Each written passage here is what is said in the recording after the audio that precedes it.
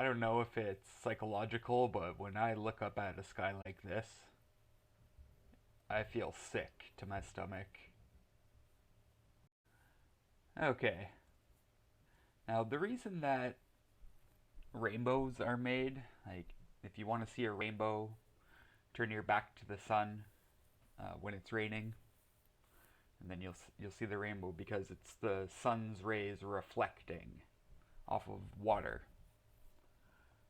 And so here we have the rainbow in a sky which, like, you can't really tell, but you'll see the rainbows in more of the slides in this presentation. It's reflecting off of something. I don't think it's water because most of the clouds you see today are not the clouds you saw even 5 years ago. Puffy white, like in the Simpsons intro. When was the last time you just saw a cloud forming? That explosion of marshmallowy cloud goodness. Now it's all this just hazy white or rainbow colored human-made clouds. Homo mutatus, the scientific word. Homo mutatus.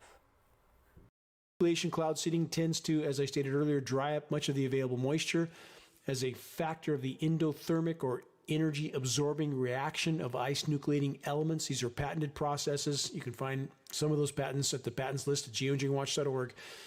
Just like evaporative coolers that are so commonly used in drier climate zones. Those that understand those evaporative coolers are consuming much of that water, evaporating it, and that's what causes the cooling effect. Same thing on a much bigger, much more toxic scale, much more effective scale. They can drop temperatures to astounding lows if they continue the ice nucleation process.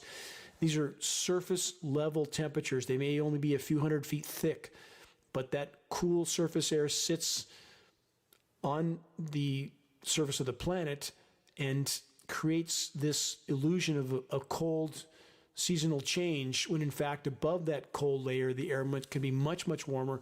As I've communicated in the past I expressed on this broadcast, my communication with pilots of commercial aircraft and private aircraft, the Learjets, have contacted geoengineeringwatch.org, incredibly alarmed that in the case of the Learjets, on several occasions these jets were put into a autopilot forced descent from above 40,000 feet because the temperatures outside were 40 degrees above normal.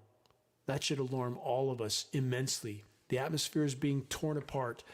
Climate engineering is the single greatest factor, but by no means the only factor.